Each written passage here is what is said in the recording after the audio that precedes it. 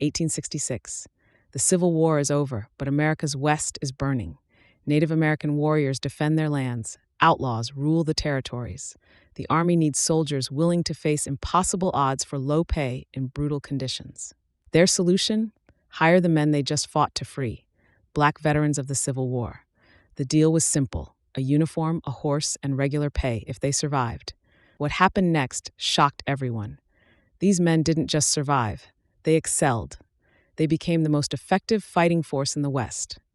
Native Americans called them buffalo soldiers, not for their color, but for something deeper. Like the buffalo, they were relentless, tough, and impossible to break. The Army gave them the worst of everything: worn-out horses, second-hand equipment, the deadliest assignments. But these men had already survived slavery and war. They knew something about turning nothing into something. At Fort Leavenworth, Kansas, they trained until they could load and fire a rifle at full gallop, until they could track raiders across empty desert, until they could survive where others died. They weren't just becoming soldiers, they were becoming legends. Each man knew something profound. Every mistake, every failure would be blamed not just on them, but on their entire race. So they became exceptional. Not because they had to prove anything to others, but because they had already proven it to themselves. Their first assignments were some of the most dangerous in the Army. They patrolled vast territories, tracked raiders, and protected settlers, all with minimal support and often outdated equipment. The records tell their true story. The 10th Cavalry fought in over 170 documented engagements. The 9th Cavalry mapped thousands of miles of territory while maintaining one of the Army's lowest desertion rates. They earned their reputation through documented excellence. Together, the Buffalo Soldier regiments earned 18 Medals of Honor, each one documented, each one earned facing overwhelming odds. Between battles, the Buffalo Soldiers weren't just warriors. They built the infrastructure of the American West. Using military records, we know exactly what they achieved. They strung the first telegraph lines through Apache territory. They built and repaired frontier roads. They mapped vast unknown territories. And in Yosemite and Sequoia, they became America's first national park rangers. When bandits terrorized mail routes, Buffalo Soldiers rode shotgun on postal wagons. When railroads needed protection, they were there. Their duties went far beyond combat.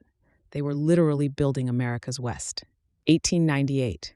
The Buffalo Soldiers trade their western frontier for the jungles of Cuba. The Spanish-American War would test them in new terrain against different enemies. Military records show exactly what happened next. During the Battle of San Juan Hill, the 9th and 10th Cavalry fought alongside Teddy Roosevelt's Rough Riders. Roosevelt himself wrote in his official reports, "No one can tell whether it was the Rough Riders or the men of the 9th who came first to the crest of the hill. The colored troops fought side by side with their white comrades." They went on to serve in the Philippines, along the Mexican border, and into the early years of the 20th century. Their service record shows deployment after deployment, mission after mission, always maintaining their standard of excellence. 1944. After nearly 80 years of service, the last all-black cavalry units were deactivated. The age of horses had ended, but their impact on American history was just beginning. Their final record stands as fact.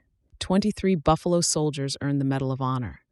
They fought in the Indian Wars, the Spanish-American War, the Philippine Campaign, and along the Mexican border.